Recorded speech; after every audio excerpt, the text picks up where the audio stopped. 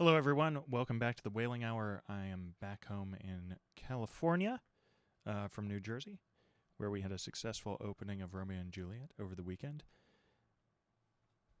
And now, before we pick back up, here's a little visual representation of how far we've come and how far we have left to go. Look at that. I suspect we'll finish up around the last week of October, but we'll see. We'll see how it works out. All right, here we go. Let's pick up with Chapter 93, The Castaway. It was but some few days after encountering the Frenchmen that a most significant event befell the most insignificant of the Pequod's crew, an event most lamentable, and which ended in providing the sometimes madly merry and predestinated craft with a living and ever-accompanying prophecy of whatever shattered sequel might prove her own. Now, in the whale ship is not everyone that goes in the boats. Some few hands are reserved called shipkeepers, whose province it is to work the vessel while the boats are pursuing the whale. As a general thing, these shipkeepers are as hardy fellows as the men comprising the boat's crews, but if there happen to be an unduly slender, clumsy, or timorous wight in the ship, that wight is certain to be made a shipkeeper. It was so in the Pequod, with the little negro Pippin by nickname, Pip by abbreviation. Poor Pip. Ye have heard of him before. Ye must remember his tambourine on that dramatic midnight so gloomy jolly. In outer aspect, Pip and Doughboy made a match, like a black pony and a white one, of equal developments, though of dissimilar color, driven in one eccentric span. But while hapless Doughboy was by nature dull and torpid in his intellects, Pip, though over-tender-hearted, was at bottom very bright, with that pleasant, genial, and jolly brightness peculiar to his tribe, a tribe which ever enjoy all holidays and festivities with finer, freer relish than any other race. For blacks, the year's calendar should show naught but 365 Fourth of Julys and New Year's days. Nor smile so while I write that this little black boy was brilliant, for even blackness has its brilliancy. Behold yon lustrous ebony, panelled in king's cabinets.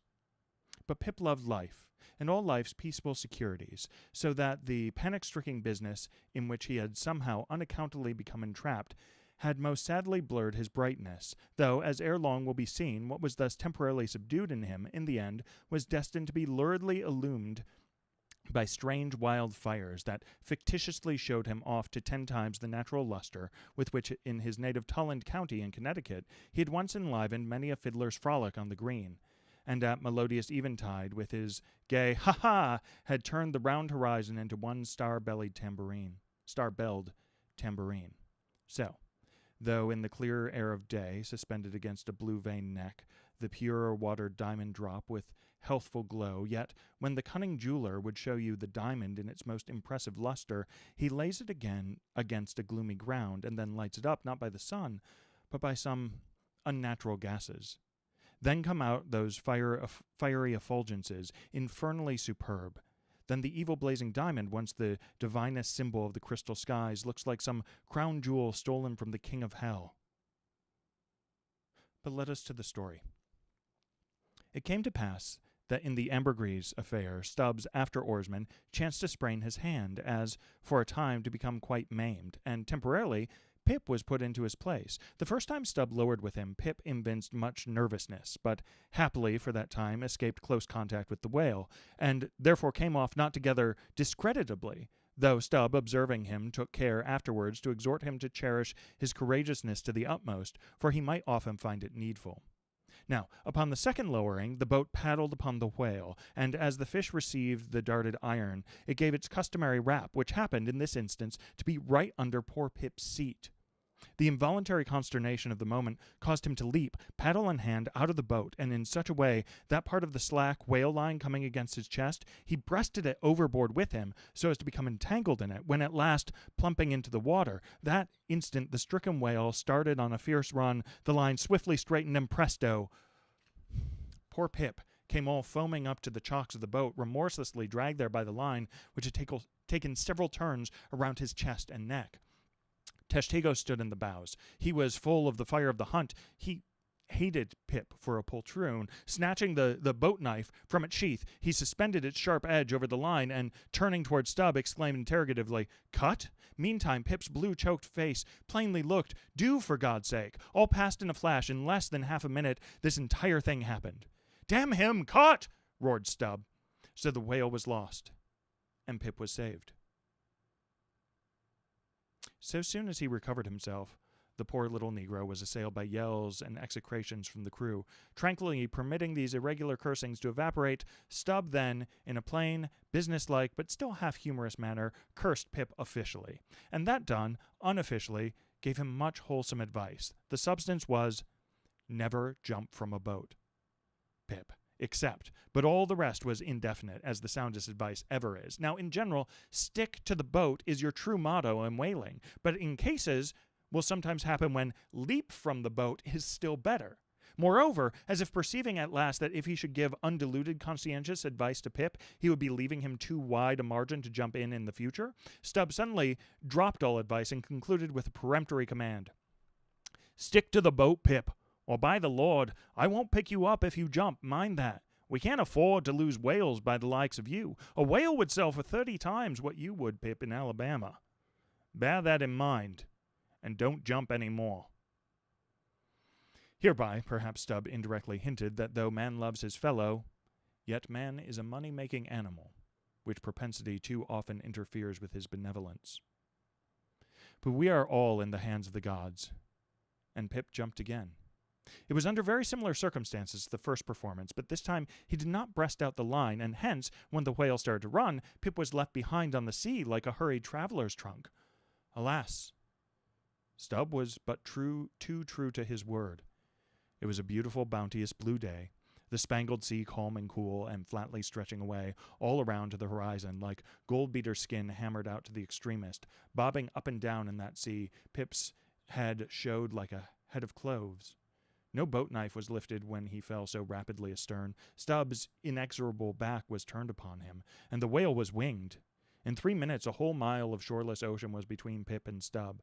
Out from the center of the sea, poor Pip turned his crisp, curling black head to the sun, another lonely castaway, though the loftiest and the brightest. Now, in calm weather, to swim in the open ocean is easy to the practiced swimmer as to ride in a spring carriage ashore, but the awful lonesomeness is intolerable. The intense concentration of self in the middle of such a heartless immensity, my God, who can tell it? Mark how when sailors in a dead calm bathe in the open sea, mark how closely they hug their ship and only coast along her sides. But had Stubb really abandoned the poor little Negro to his fate? No, he did not mean to, at least, but because there were 2 boats in his wake, and he supposed, no doubt, that they would, of course, come up to Pip very quickly and pick him up, though, indeed, such considerateness towards oarsmen jeopardized through their own timidity is not always manifested by the hunters in all similar instances, and such instances not unfrequently occur. Almost invariably in the fishery, a coward, so-called, is marked with the same ruthless detestation peculiar to military navies and armies. But it so happened that those boats, without seeing Pip, suddenly spying whales close to them on one side, turned and gave chase, and Stubb's boat was now so far away, and he and all his crew so intent upon his fish, that Pip's ringed horizon began to expand around him miserably. By the merest chance, the ship itself at last rescued him, but from that hour he went about the deck an idiot, such at least they said he was. The sea had jeeringly kept his finite body up, but drowned the infinite of his soul. Not drowned entirely, though, rather carried down alive to wondrous depths where strange shapes of the unwarped primal world glided to and fro before his passive eyes, and the misermerman,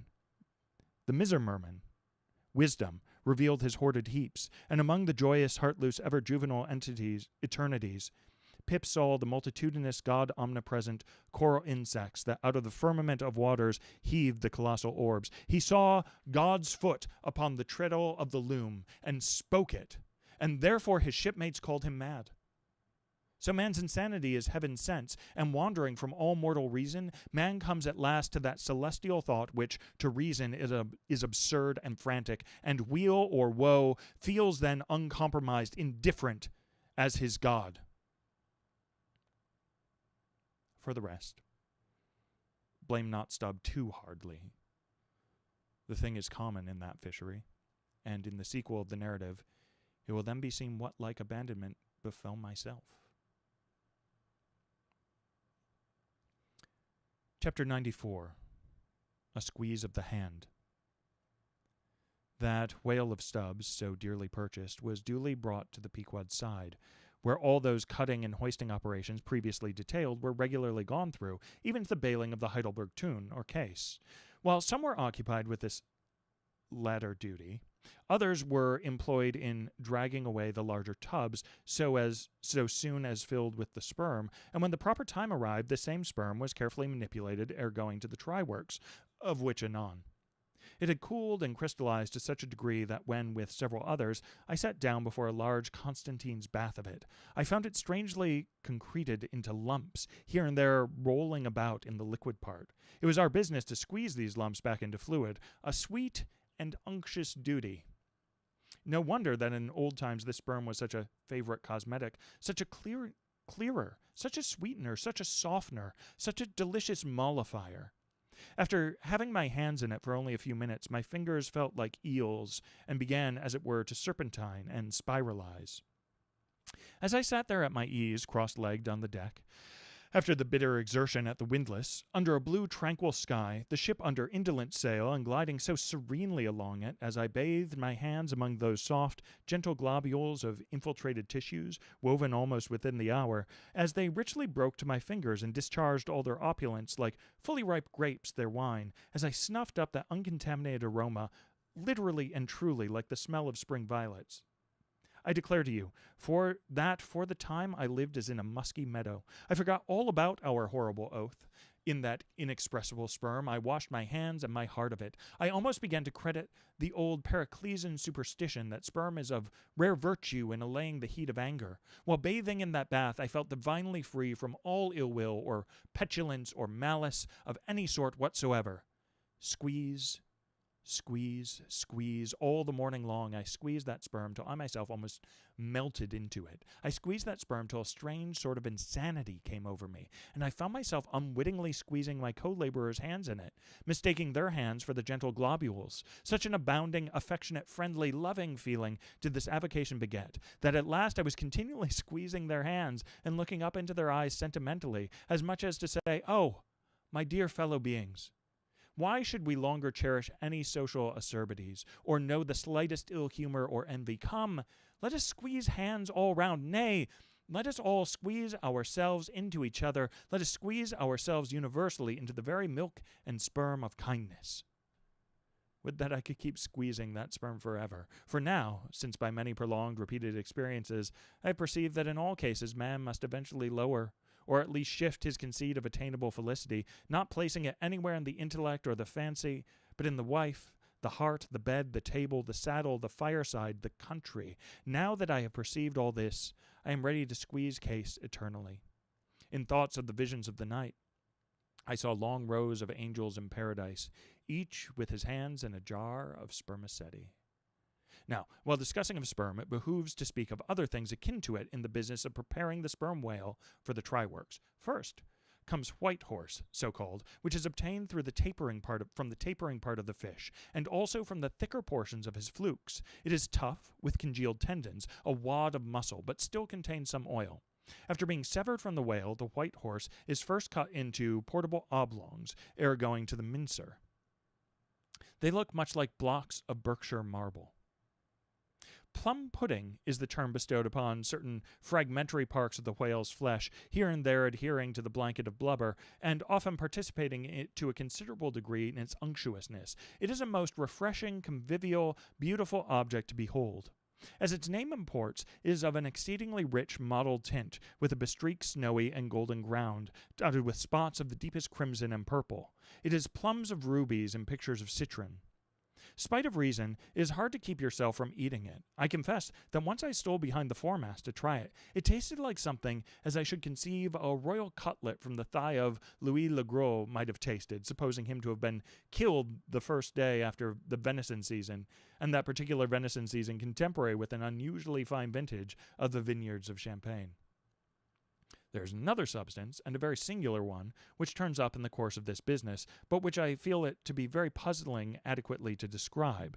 It is called slobgolion, an appellation original with the whalemen, and even so is the nature of the substance. It is an ineffably oozy stringing affair, most frequently found in the tubs of sperm after prolonged squeezing and subsequent decanting. I hold it to be the wondrously thin, ruptured membranes of the case coalescing. Gurry, so called, is a term properly belonging to right whalemen, but which sometimes incidentally used by the sperm fishermen. It designates the dark glutinous substance which is scraped off of the back of the Greenland or right whale, and much of which covers the decks of those inferior souls who hunt that ignoble leviathan. Nippers. Strictly, this word is not indigenous to the whale's vocabulary, but as applied by whalemen, it becomes so. A whaleman's nipper is a short, firm strip of tendinous stuff, cut from the tapering part of the leviathan's tail. It averages an inch in thickness, and for the rest, is about the size of the iron part of a hoe. Edgewise moved along the oily deck, it operates like a leathern squilgee, and by nameless blandishments, as of magic, allures along with it all impurities.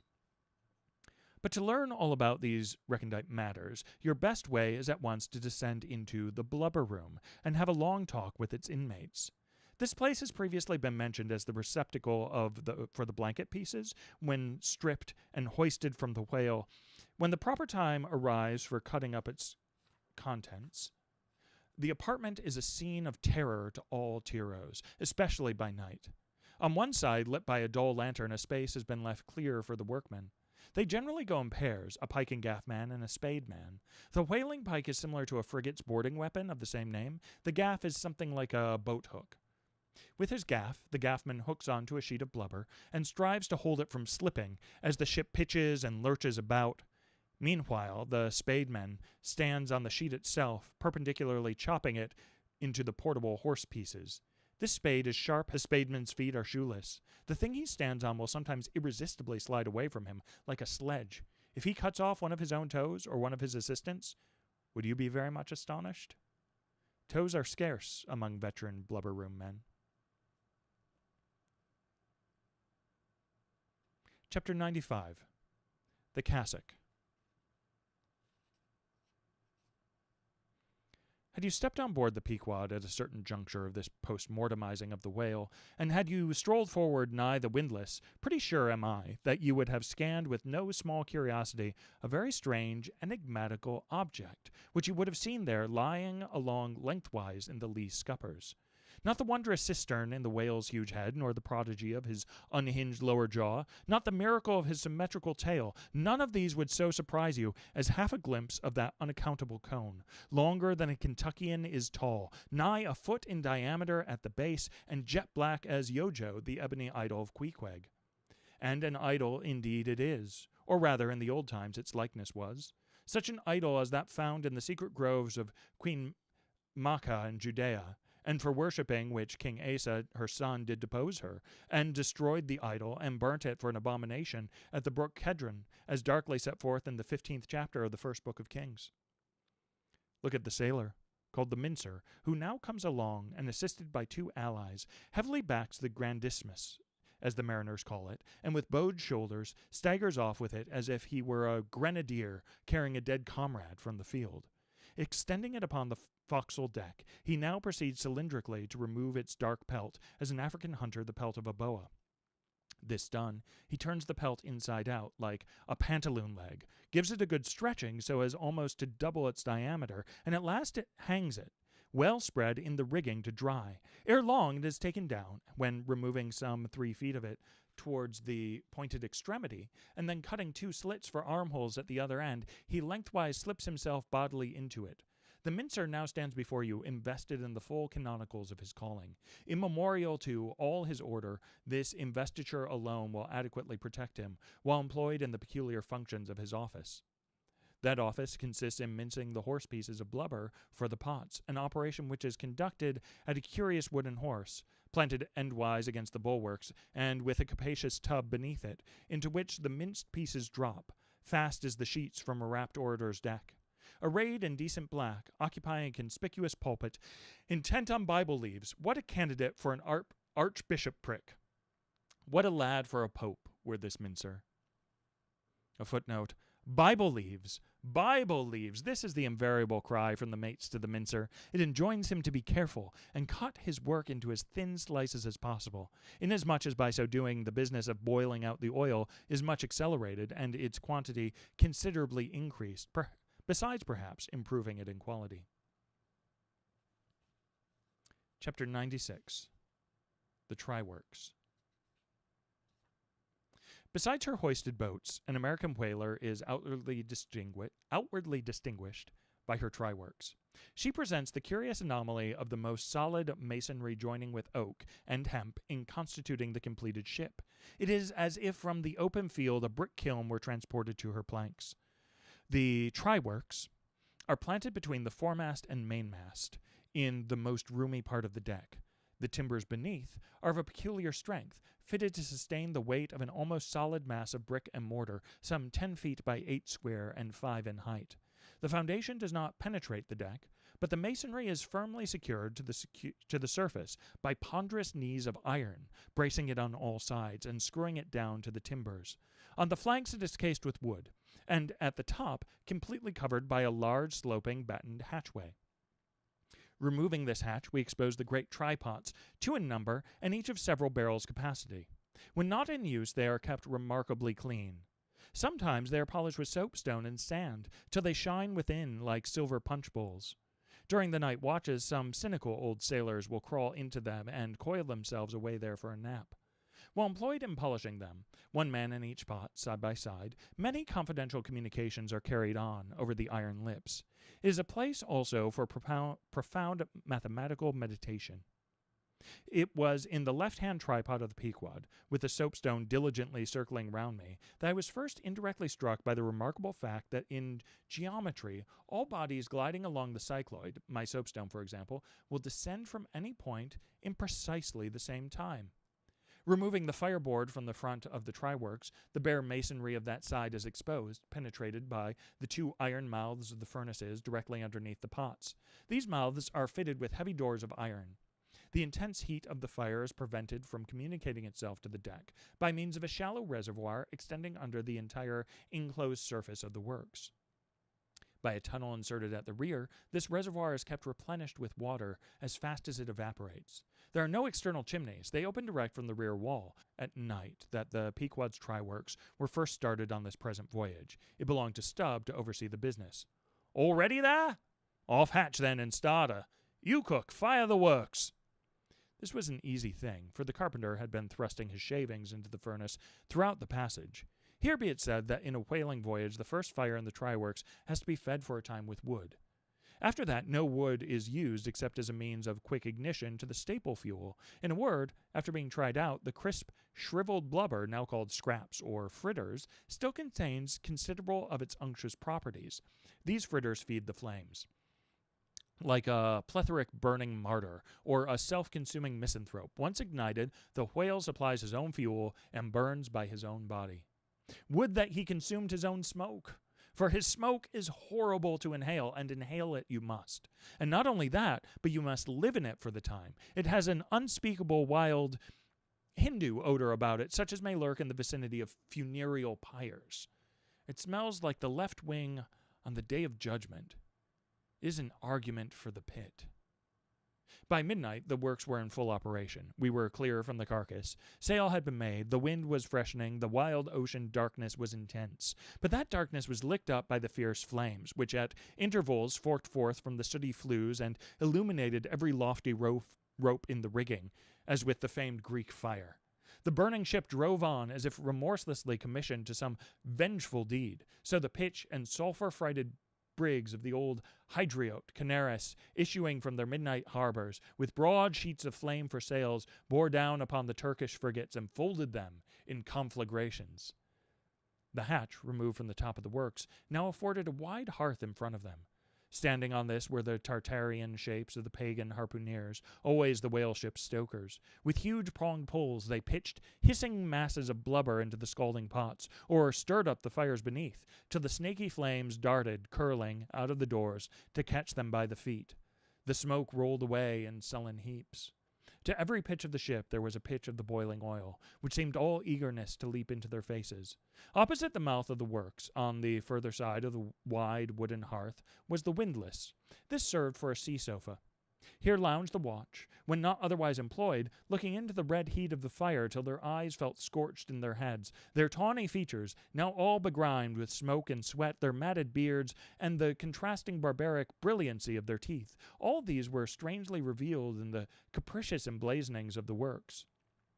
As they narrated to each other their unholy adventures, their tales of terror, told in words of mirth, as their uncivilized laughter forked upwards out of them like the flames from the furnace, as to and fro in their front the harpooneers widely gesticulated with their huge pronged forks and dippers, as the wind howled on and the sea leapt, and the ship groaned and dived, and yet steadfastly shot her red hell further and further into the blackness of the sea and the night, and scornfully champed the white bone in her mouth, and viciously spat round her on all sides. Then the rushing Pequod, frighted with savages and laden with fire, and burning a corpse, and plunging into that blackness of darkness, seemed the material counterpart of her monomaniac commander's soul.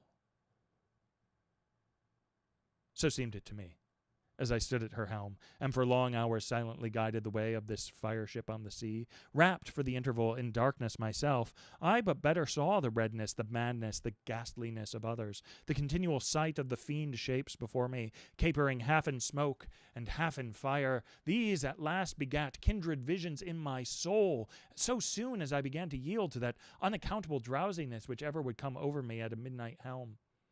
But that night, in particular, a strange and ever since inexplicable thing occurred to me. Starting from a brief standing sleep, I was horribly conscious of something fatally wrong. The jawbone tiller smote my side, which leaned against it. In my ears was the low hum of the sails, just beginning to shake in the wind. I thought my eyes were open. I was half conscious of putting my fingers to the lids and mechanically stretching them still further apart. But spite of all this, I could see no compass before me to steer by, since I had been watching the card by the steady binnacle lamp illuminating it. Nothing seemed before me but a jet gloom, now and then made ghastly by flashes of redness. Uppermost was the impression that whatever swift, rushing thing I stood on was not so much bound to any haven ahead as rushing from all havens astern. A stark, bewildering feeling, as of death, came over me. Convulsively, my hands grasped the tiller, but with the crazy conceit that the tiller was, somehow, in some enchanted way, inverted. My God, what is the matter with me, thought I. Lo! In my brief sleep I had turned myself about and was fronting the ship's stern, with my back to her prow and the compass. In an instant I faced back, just in time to prevent the vessel from flying up into the wind and very probably capsizing her. How glad and how grateful the relief from this unnatural hallucination of the night, and the fatal contingency of being brought by the lee. Look not too long in the face of the fire, O man. Never dream with thy hand on the helm. Turn not thy back to the compass. Accept the first hint of the hitching tiller. Believe not the artificial fire when its redness makes all things look ghastly. Tomorrow, in the natural sun, the skies will be bright. Those who glared like devils in the forking flames, the morn will show in far other, at least gentler relief. The glorious golden glad sun, the only true lamp, all others but liars. Nevertheless, the sun hides not Virginia's dismal swamp, nor Rome's accursed Campagna, nor wide Sahara, nor all the millions of miles of deserts and griefs beneath the moon. The sun hides not the ocean, which is the dark side of the earth, and which is 2/3 of the earth. So, therefore, that mortal man who hath more joy than sorrow in him, that mortal man cannot be true, not true, or undeveloped, with books the same. The truest of all men was the man of sorrows, and the truest of all books is Solomon's, and Ecclesiastes is the fine-hammered steel of woe. All is vanity. All. This willful world hath not gold of unchristian Solomon's wisdom yet. But he who dodges hospitals and jails and walks fast crossing graveyards and would rather talk of operas than hell calls Cowper, Young, Pascal, Rousseau, poor devils all of sick men, and throughout a carefree lifetime swears by Rabelais as passing wise, and therefore jolly. Not that man is fitted to sit down on tombstones and break the green damp mold with unfathomably wondrous Solomon. But even Solomon, he says, the man that wandereth out of the way of understanding shall remain, i.e., even while living, in the congregation of the dead. Give not thyself up, then, to fire, lest it invert thee, deaden thee, as for the time it did me. There is a wisdom that is woe, but there is a woe that is madness. And there is a Catskill eagle in some souls that can alike dive down into the blackest gorges and soar out of them again and become invisible in the sunny spaces. And even if he forever flies within the gorge, that gorge is in the mountains, so that even in his lowest swoop, the mountain eagle is still higher than the other birds upon the plain, even though they soar.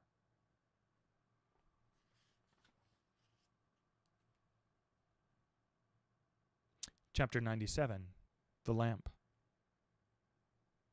Had you descended from the Pequod's try-works to the Pequod's forecastle, where the off-duty watch were sleeping, for one single moment you would almost thought you were standing in some illuminated shrine of canonized kings and counselors. There they lay in their triangular oaken vaults, each mariner a chiseled muteness, a score of lamps flashing upon his hooded eyes. In merchantmen, oil for the sailor is more scarce than the milk of queens. To dress in the dark and eat in the dark and stumble in the darkness to his palate, this is his usual lot. But the whaleman, as he seeks the food of light, so he lives in light. He makes his berth an Aladdin's lamp, and lays him down in it, so that in the pitchiest night the ship's black hull still houses an illumination. See with what entire freedom the whaleman takes his handful of lamps, often but old bottles and vials, though, to the copper cooler at the try-works, and replenishes them there as mugs of ale at a vat. He burns, too, the purest of oil in its unmanufactured and therefore unvitiated state, a fluid unknown to solar, lunar, or astral contrivances ashore. It is sweet as early grass butter in April. He goes and hunts for his oil so as to be sure of its freshness and genuineness, even as the traveler on the prairie hunts up his own supper of game.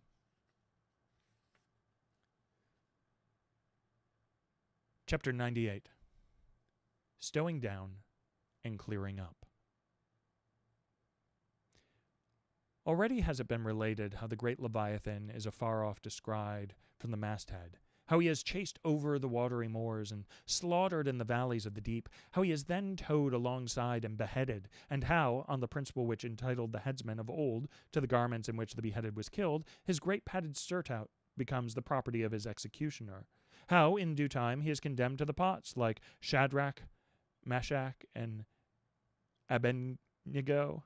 His spermaceti, oil, and bone pass unscathed through the fire, but now it remains to conclude the last chapter of this part of the description by rehearsing, singing, if I may, the romantic proceeding of decanting off his oil into the casks and striking them down into the hold, where, once again, Leviathan returns to his native profundities, sliding along beneath the surface as before, but, alas, never more to rise and blow. While still warm, the oil, like hot punch, is received into the 6-barrel casks, and while perhaps the ship is pitching and rolling this way and that in the midnight sea, the enormous casks are slewed round and headed over and for end, and sometimes perilously scoot across the slippery deck like so many landslides, till at last, manhandled and stayed in their course, and all round the hoops rap, rap, go as many hammers as can play upon them, for now, ex officio, every sailor is a cooper. At length, when the last pine is casked and all is cool, then the great hatchways are unsealed, the bowels of the ship are thrown open, and down go the casks to their final rest in the sea. This done, the hatches are replaced and hermetically closed, like a closet walled up. In the sperm fishery, this is perhaps one of the most remarkable incidents in all the business of whaling. One day the planks stream with freshets of blood and oil. On the sacred quarterdeck, enormous masses of the whale's head are profanely piled. Great rusty casks lie about, as in a brewery yard. The smoke from the try-works has besooted all the bulwarks. The mariners go about suffused with unctuousness. The entire ship seems great Leviathan himself, while on all hands the din is deafening. But a day or two after, you look about you, you prick your ears in this self-same ship, and were it not for the telltale boats and try-works, you would all but swear you trod some silent merchant vessel with a most scrupulously neat commander. The unmanufactured sperm oil possesses a singularly cleansing virtue. This is the reason why the decks never look so white as just after what they call an affair of oil. Besides, from the ashes of the burned scraps of the whale, a potent lay is readily made, and whenever any adhesiveness from the back of the whale remains clinging to the side, that lay quickly exterminates it. Hands go diligently along the bulwarks, and with buckets of water and rags restore them to their full tidiness. The soot is brushed from the lower rigging. All the numerous implements which have been in use are likewise faithfully cleansed and put away.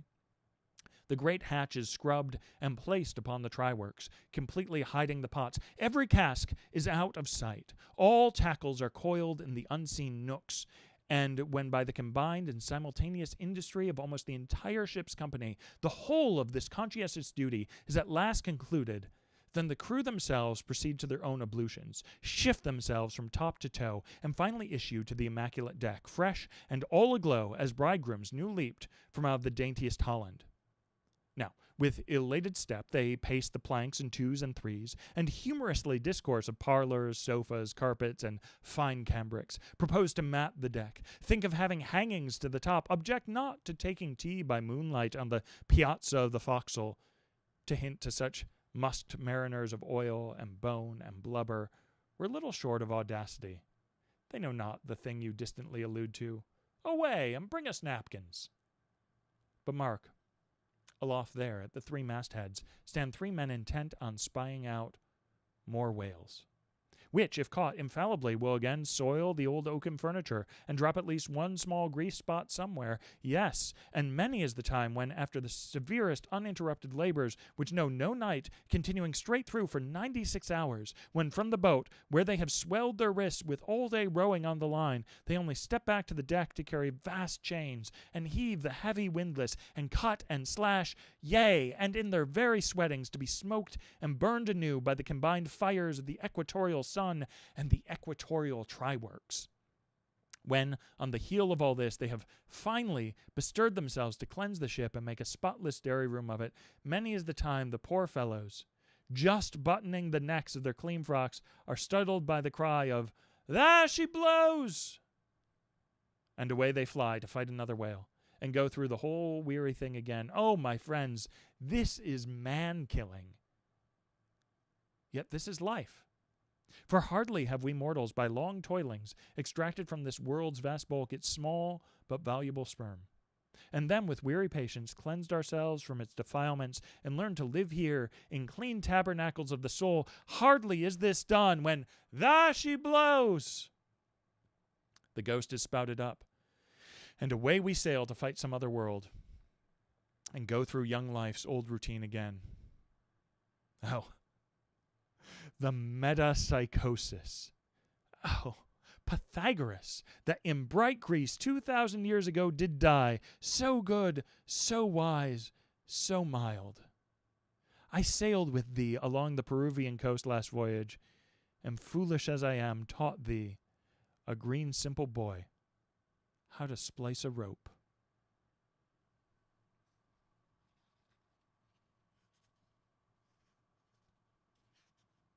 I think that's 6 chapters. We're a little short today, but I'm very tired, so I'm okay with that. Let me just check again. We started with chapter 93, 95, 96, 97, 98. Oh, that was only 5. All right, here we go. Shall we do one more? I thought I was going to start next week with this, but let's see. Let's see how long it is. All right, let's do it. Here we go. Chapter 99, the Doubloon.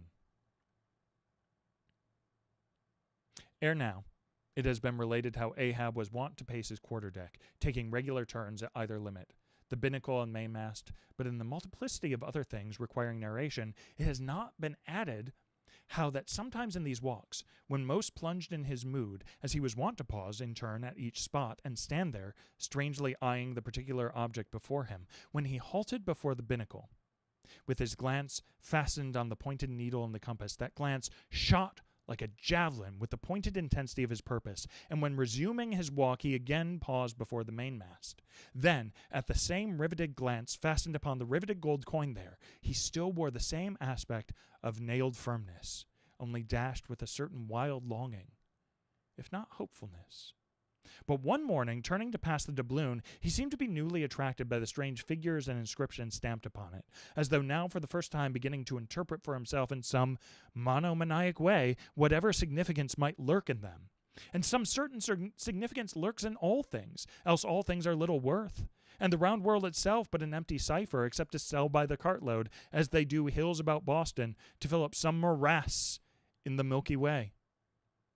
Now, this doubloon was of purest virgin gold, raked somewhere out of the heart of gorgeous hills, whence east and west, over golden sands, the headwaters of many a Pactolus flow, and though now nailed amidst all the rustiness of iron bolts and the verdigris of copper spikes, yet untouchable and immaculate to any foulness, it still preserved its Quito glow. Nor, though placed amongst a ruthless crew, and every hour passed by ruthless hands, and through the livelong night shrouded with thick darkness which might cover any pilfering approach, nevertheless every sunrise found the doubloon where the sunset left it last, for it was set apart and sanctified to one awe-striking end. And however wanton in their sailor ways, one and all, the mariners revered it as the white whale's talisman. Sometimes they talked it over in the weary watch by night, wondering whose it was to be at last, and whether he would ever live to spend it. Now, those noble golden coins of South America are as medals of the sun and tropic token pieces. Here palms, alpacas, and volcanoes, suns, discs, and stars, ecliptics, horns of plenty, and rich banners waving are in luxuriant profusion stamped, so that the precious gold seems almost to derive an added preciousness and enhancing glories by passing through those fancy mints, so Spanishly poetic. It so chanced that the doubloon of the Pequod was a most wealthy example of these things. On its round border, it bore the letters Republica del Ecuador, Quito. So this bright coin came of a country planted in the middle of the world, and beneath the great equator, and named after it, and had been cast midway up the Andes in the unwaning clime that knows no autumn. Zoned by those letters, you saw the likeness of 3 Andes summits, from one aflame, a tower on another, on the third a crowing cock, while arching over all was a segment of the partition zodiac, the signs all marked with their usual cabalistics, and the keystone sun entering the equinoctial point at Libra. Before this equatorial coin, Ahab, not observed by others, was now pausing. There's something ever egotistical mountain tops and towers and all other grand and lofty things. Look here, 3 peaks as proud as Lucifer. The firm tower that is Ahab, the volcano that is Ahab, the courageous, the undaunted, and the victorious fowl, that too is Ahab. All are Ahab, and this round gold is but the image of the rounder globe, which like a magician's glass to each and every man in turn, but mirrors back his own mysterious self. Great pains, small gains for those who ask the world to solve them. It cannot solve itself. Methinks now this coined sun wears a ruddy face. But see, aye, he enters the sign of storms, the equinox, and but 6 months before he wheeled out a former equinox at Aries. From storm to storm, so be it then. Born in throes, 'tis fit that man should live in pains and die in pangs. So be it then. Here's stout stuff for it to work on. So be it then. No fairy fingers can have pressed the gold, but devil's claws must have left the moldings there since yesterday, murmured Starbuck to himself, leaning against the bulwarks. The old man seems to have read Belshazzar's awful writing. I have never marked the coin inspectingly. He goes below. Let me read. A dark valley between the 3 mighty heaven-abiding peaks, that almost seem the Trinity in some faint earthly symbol. So in this veil of death, God girds us around, and over all our gloom, the sun of righteousness still shines, a beacon and a hope. If we bend down our eyes, the dark veil shows her moldy soil. But if we lift them, the bright sun meets our glance halfway to cheer. Yet, oh, the great sun is no fixture. And if at midnight we would fain snatch some sweet solace from him, we gaze for him in vain. This coin speaks wisely, mildly, truly, but still sadly to me. I will quit it, lest truth shake me falsely. There's now the old mogul, soliloquized Stubb from the try-works. He's been twigging it, and there goes Starbuck from the same, and both with faces, I should say, might be somewhere within 9 fathoms long, and all from looking at a piece of gold, which did I have it now on Negro Hill or Collarless Hook, I'd not look at it very long ere spending it. Humph! In my poor, insignificant opinion, I regard this as queer. I have seen doubloons before now in my voyagings, your doubloons of old Spain, your doubloons of Peru, your doubloons of Chile, your doubloons of Bolivia, and your doubloons of Papillon, with plenty of gold mortaries and pistoles and joes and half-joes and quarter-joes. What then should there be in this doubloon of the equator that is so killing wonderful? By Golconda, let me read it at once. Halloa! Here's signs and wonders truly. That now is what old Bowditch in his epitome calls the zodiac, and what my almanac below calls ditto. I'll get the almanac. As I have heard devils can be raised with Debol's arithmetic, I'll try my hand at raising a meaning out of these queer curvicues here with the Massachusetts calendar. Here's the book. Let's see you now. Signs and wonders, and the sun. Here's among them. Here they are. All alive. Aries or the ram, Taurus or the bull, and Gemini. Here's Gemini himself, or the twins. Well, the sun he wheels among them. Aye, here on the coin he's just crossing the threshold between 2 of 12 sitting rooms all in a ring. Book, you lie there. The fact is, you books must know your places. You'll do give us the bare words and facts, but we come to supply in the thoughts. That's my small experience. So far as the Massachusetts calendar and Bowditch's navigator and Debol's arithmetic go, signs and wonders, eh? Pity if there's nothing wonderful in signs and significant in wonders. There's a clue somewhere. Wait a bit. Hist, hark. By Jove, I have it. Look you, Doubloon, your zodiac here is the life of man in one round chapter. Now I'll read it off straight out of the book. Come, almanac, to begin. There's Aries, or the ram, lecherous dog, he begets them. Then Taurus, or the bull, he bumps us the first thing. Then Gemini, or the twins, that is virtue and vice. We try to reach virtue, when lo, comes Cancer the crab, and drags us back, and here, going from virtue, Leo, a roaring lion, lies in the path. He gives a few fierce bites and silly dabs with his paw. We escape and hail Virgo the virgin. That's our first love. We marry and think to be happy for aye, when pop comes Libra, or the scales, happiness weighed and found wanting. And while we are very sad about that, Lord, how we suddenly jump as Scorpio, or the scorpion, stings us in rear. We are curing the wound when whang comes the arrows all around. Sagittarius, or the archer, is amusing himself. As we pluck out the shafts, stand aside, here's the battering ram. Capricornus, or the goat, full tilt, he comes rushing and headlong. We are tossed when Aquarius, or the water-bearer, pours out the whole deluge and drowns us. And to wind up with Pisces, or the fishes, we sleep. There's a sermon now, written high heaven.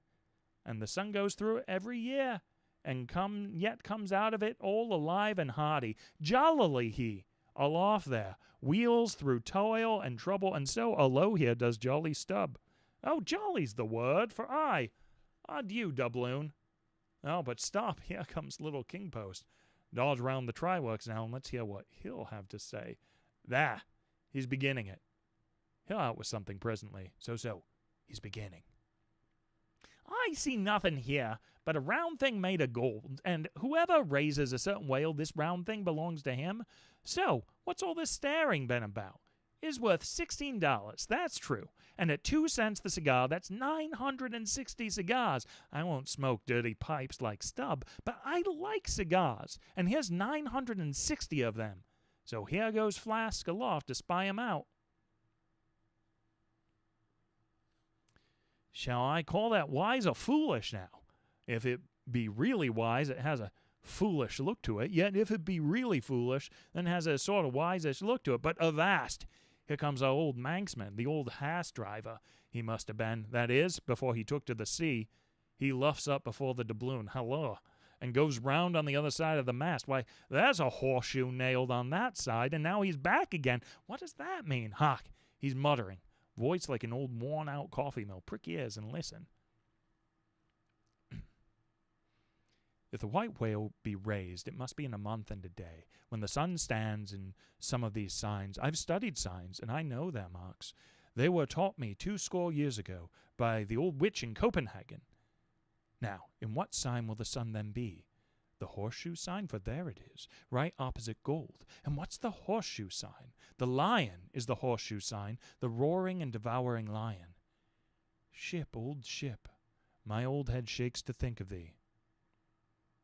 There's another rendering now, but still one text. All sorts of men in one world, you see. Dodge again, here comes Queequeg, all tattooing. Looks like signs of the Zodiac himself. What says the cannibal? As I live, he's comparing notes. Looking at his thigh bone, thinks the sun is in the thigh or in the calf or in the bowels. I suppose, as the old women talk surgeons and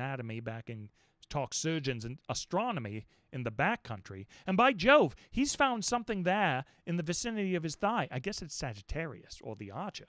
No, he doesn't know what to make of the doubloon. He takes it for an old button off some king's trousers. But aside again, here comes that ghost devil. Fada, tail coiled, out of sight as usual, oakum in the toes of his pumps as usual. What does he say with that look of his? Only makes a sign to the sign and bows himself. There's a sun on the coin. Fire worshipper, depend on it. Ho! More and more. This way comes Pip. Poor boy. Would he had died or I? He's half horrible to me. He, too, has been watching all these interpreters, myself included. And look now, he comes to read with that unearthly idiot face. Stand away again and hear him. Hark. I look, you look, he looks, we look, ye look, they look. Upon my soul, he's been studying Murray's grammar, improving his mind, poor fellow, but what's that he says now? Hist. I look, you look, he looks, we look, ye look, they look. Why, he's getting it by heart. Hist again. I look, you look, he looks, we look, ye look, they look. Well, that's funny. And I, you, and he, and we, ye, and they are all bats, and I'm a crow, especially when I stand atop this pine tree here. Caw, caw, caw, ain't I a crow? And where's the scarecrow? There he stands. 2 bones stuck into a pair of old trousers, and 2 more poked into the sleeves of an old jacket. Wonder if he means me. Complimentary. Poor lad, I could go and hang myself. Anyway, for the present, I'll quit Pip's vicinity. I can stand the rest, for they have plain wits, but he's too crazy witty for my sanity. So, I leave him muttering.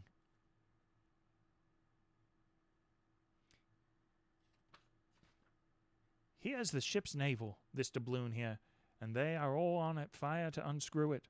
But unscrew your navel, and what's the consequence? Then again, if it stays here, that is ugly too, for when aught's nailed to the mast, it's a sign that things grow desperate. Ha! Ha! Old Ahab, the white whale, he'll nail ye. This is a pine tree. My father in old Tullen County cut down a pine tree once, and found a silver ring grown over it.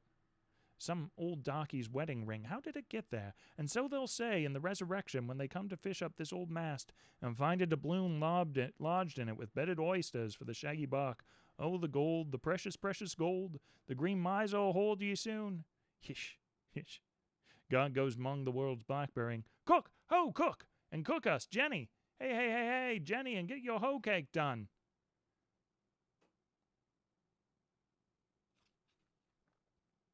All right. That's it for this week. Some complicated reading in there. Yes. All right. We're still just under an hour, so it's a good thing we tackled that one. Get us a little closer to the end. Once again, that's how much is left. Thanks again for joining me, and I will see you next week.